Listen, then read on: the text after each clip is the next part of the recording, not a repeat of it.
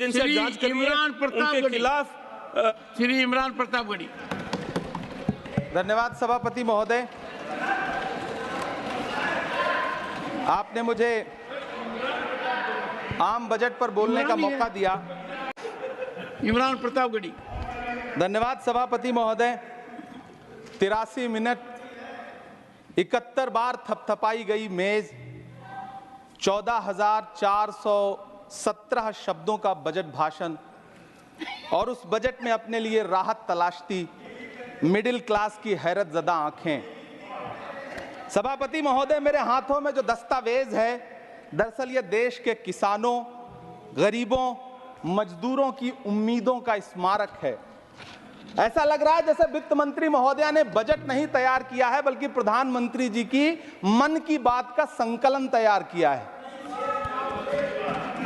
टूटा हुआ लश्कर का भरम देख रहे हैं, टूटा हुआ लश्कर का भरम देख रहे हैं और जिल्ले इलाही के करम देख रहे हैं।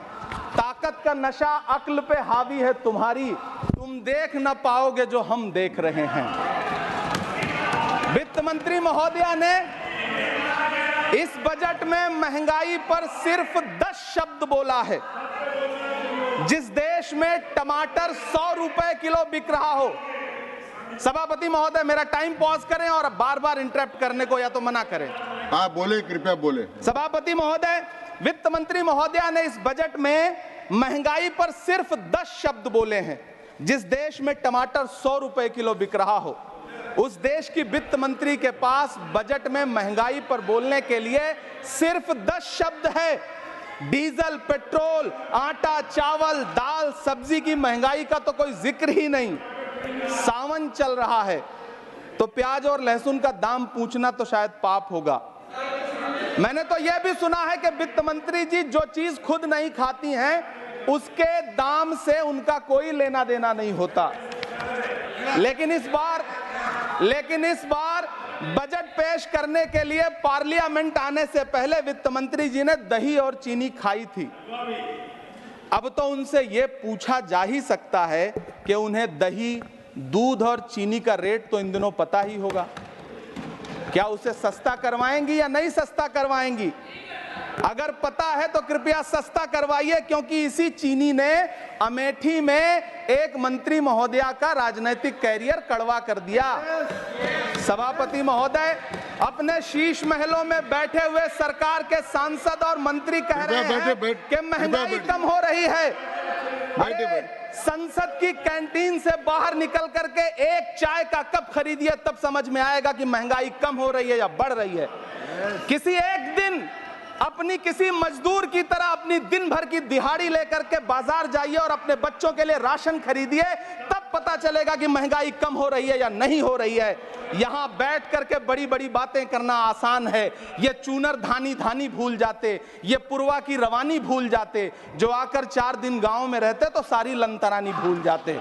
सभापति महोदय, इलेक्टोरल बॉन्ड खरीदने के नाम छुपाने वाली सरकार, इलेक्टोरल बॉन्ड खरीदने वालों के नाम छुपाने वाली सरकार इन दिनों आम के ठेला लगाने वालों के नाम जानना चाहती है। मुझे तो होटलों, ढाबों या आम के ठेलों पर नेम प्लेट लगवाने वालों से पूछना है कि कभी खून की बोतल पर देखा है किसी का नाम लिखा हुआ? मुझे पूछना है कि क्या कोरोना के दौरान अपनी उखड़ती हुई सांसों के लिए ऑक्सीजन तलाशने वाले किसी इंसान ने ऑक्सीजन लाने वाले किसी इंसान से पूछा था कि ऑक्सीजन लाने वाला इंसान हिंदू है या मुसलमान है? मुझे पूछना है कि लावारिश लाशों के लिए कोरोना में कांधा देने वाले, चिताओं के लिए लकड़ियां सजाने वाले किसी इंसान से पूछा गया था उसका नाम, उसका मजहब? लेकिन इन दिनों पूछा जा रहा है। सभापति महोदय, अफसोस देश के प्रधानमंत्री जी ने कभी न टूटने वाली चुप्पी ओढ़ ली है। सभापति महोदय, जनता ने 63 सीटें कम क्या कर दी, ये सरकार तो अमृतकाल का नाम लेना ही भूल गई। ये भूल गई है अमृतकाल को, ये भूल गई है मनरेगा को, ये भूल गई है मौलाना आजाद नेशनल फेलोशिप को, ये भूल गई है मणिपुर को, ये भूल गई है महाराष्ट्र को। मुझे गर्व है कि मैं राज्यसभा में महाराष्ट्र का प्रतिनिधित्व करता हूं। महाराष्ट्र जो देश की आर्थिक राजधानी है, जो टोटल कॉर्पोरेट टैक्स का 40% इनकम टैक्स का 32% और जीएसटी का 20% इस देश को देता है, उस महाराष्ट्र के लिए इस बजट में एक शब्द नहीं है। आप बैठ जाए। सभापति महोदय, आखिर महाराष्ट्र से किस बात का बदला लिया जा रहा है? महाराष्ट्र ने लोकसभा चुनाव में बाबा साहब अम्बेडकर के संविधान को बचाने के लिए वोट क्या कर दिया? प्रधानमंत्री जी तो महाराष्ट्र से बदला लेने पर उतर आए। अब तो शायद उन्हें याद भी ना हो यवतमाल का वो दाभड़ी गांव जहां 20 मार्च 2014 को वो किसानों के साथ चाय पर चर्चा करने गए थे और उनकी किस्मत बदलने के सपने दिखाए थे। उसी यवतमाल में पिछले 6 महीने में 132 किसानों ने आत्महत्या की है। सभापति महोदय, महाराष्ट्र में हर महीने 209 किसान आत्महत्या कर रहे हैं। राज्य सरकार द्वारा सौंपा गया आंकड़ा बताता है कि 1 जनवरी से 31 मई के बीच 1046 किसानों ने आत्महत्या की है। लेकिन अफसोस, इस बजट में महाराष्ट्र के किसानों के लिए कुछ भी नहीं है। किसानों से चिढ़ी हुई सरकार ने बजट में किसानों के एमएसपी की लीगल गारंटी नहीं दी। लेकिन याद रखिएगा, जो किसान का नहीं वो हिंदुस्तान का नहीं। सभापति महोदय, मुझे वित्त मंत्री जी से पूछना है कि वो जो कुछ साल पहले 100 स्मार्ट सिटी बनाने का ढोल पीटा गया था, सुना है उस ढोल में पानी भर गया है, इसीलिए आपने उसका नाम बदल करके सिटीज ऑफ ग्रोथ हब्स रख दिया है। अच्छा है, नाम बदलने का खेल खेलते रहिए, आपकी कई सरकारें तो इसी वजह से चल रही हैं। इस सरकार को पढ़े लिखे लोगों से दिक्कत है सभापति महोदय, इसीलिए इस सरकार ने यूजीसी का बजट 66% कम कर दिया है। वाह रही सरकार। सभापति महोदय, मैं वित्त मंत्री जी के संज्ञान में लाना चाहता हूं कि किशनगंज में एएमयू सेंटर के पास 224 एकड़ जमीन है। यूपीए सरकार ने सोनिया गांधी जी की अगुवाई में 136 करोड़ रुपए एएमयू किशनगंज सेंटर के लिए सेक्शन किए थे। लेकिन आपकी सरकार ने पिछले 10 साल में उस 136 करोड़ में से सिर्फ 10 करोड़ रुपया रिलीज किया है। 1.5 करोड़ की आबादी वाला सीमांचल बेहतर शिक्षा के लिए उस सेंटर की बाट जोह रहा है। मेरा आपसे सवाल है कि इस सेंटर का बाकी पैसा आप कब रिलीज करेंगे? मुझे उम्मीद है वित्त मंत्री महोदया जवाब जरूर देंगी। सीमांचल उसी बिहार में आता है जिसकी बैसाखी के सहारे आपकी सरकार चल रही है। वहां के लोगों को एम्स की जरूरत है। महानंदा और कोसी से होने वाली बाढ़ की तबाही को रोकने के लिए बांध बनाइए, सीमांचल के साथ सौतेला व्यवहार बंद करिए। इकोनॉमिक कॉरिडोर बनाने से किसी राज्य का विकास नहीं होगा, विकास होगा स्वास्थ्य और शिक्षा के बुनियादी मुद्दों के लिए बजट देने पर। सभापति महोदय, एक तरफ तो इस बजट में पीएम आवास योजना के तहत 3 करोड़ अतिरिक्त मकान देने की घोषणा है और दूसरी तरफ लखनऊ के अकबर नगर में 1280 वो मकान हैं जिन्हें रिवर फ्रंट बनाने के नाम पे बुलडोजर से जमींदोज कर दिया गया। सभापति महोदय, लोग चीखते रहे, बच्चे बिलखते रहे, वसुधैव कुटुंबकम का नारा लगाने वाली सरकार इंसानों के घरौंदे उजाड़ कर जश्न मना रही है। सभापति महोदय, मेरा बहुत भावुकता के साथ देश के प्रधानमंत्री से सवाल है कि इन उजड़ते हुए मकानों और बेघर होते हुए घरों को देख करके आपको नींद कैसे आती है, आप सो कैसे पाते हैं? मेरा सवाल है इस देश के प्रधानमंत्री से, या तो लोगों के घरौंदे उजाड़ना बंद करिए या फिर करोड़ों मकान बनाने की झूठी घोषणाएं करना बंद करिए। यह बजट झूठ का पुलिंदा है। यह बजट आपके पिछले साल के बजट का कट कॉपी पेस्ट है। यह बजट हमारे चुनावी घोषणा पत्र की नकल करने की एक बेईमान कोशिश है। लेकिन कहावत है ना कि नकल के लिए भी अकल चाहिए। मेरे हाथ में एक तरफ न्याय पत्र है जो हमारा है और दूसरी तरफ अन्याय पत्र है जो आपका है। इस सरकार को आलोचना सुनने की आदत नहीं है सभापति महोदय। जब आप इनसे सवाल पूछिए तो ये कहते हैं कि आप बताइए 70 साल में आपने क्या किया है। मैं तो इस सदन में कहना चाहता हूं सभापति महोदय कि हमसे 70 साल का हिसाब मांगने वालों, जो सरकार अपना चलाया हुआ 2000 का नोट 7 साल नहीं चला सकी, वो हमसे 70 साल का हिसाब मांगती है।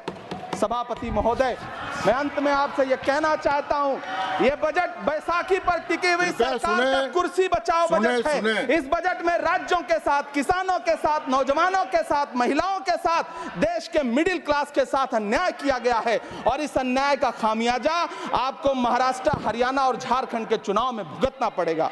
सभापति महोदय, इस सरकार ने नोटबंदी लगाकर देश की आम जनता की कृपया पूंजी छीन ली। बैठे-बैठे नहीं बोले, गब्बर सिंह कृपया। टैक्स लगा करके छोटे व्यापारियों के कारोबार छीन लिए, पेपर लीक करवा करके युवाओं की आंखों से नौकरी के सपने छीन लिए, अग्निवीर लाकर देश के जवानों की उम्मीदें छीन ली, बुलडोजर लगाकर लोगों के आशियाने छीन लिए, महंगाई लाकर देश की जनता की थाली से निवाले छीन लिए और नारा लगाया कि हम तो सेवक हैं, 18-18 घंटे काम करते हैं। इन्हीं लोगों के लिए किसी ने शेर कहा है कि जो सच और झूठ में दूरी है वो दूरी समझते हैं, सियासी हाकिमों की हम भी मजबूरी समझते हैं, वो अपना हक समझते हैं निवाला छीन लेने को, डकैती को बहुत से लोग मजदूरी समझते हैं। हमें पता है कि कैसी मजदूरी की जा रही है। सभापति महोदय, मैं यहाँ खड़ा होकर के अंत में आपसे कहना चाहता हूं कि इस बजट में तमाम राज्यों के साथ अन्याय किया गया है,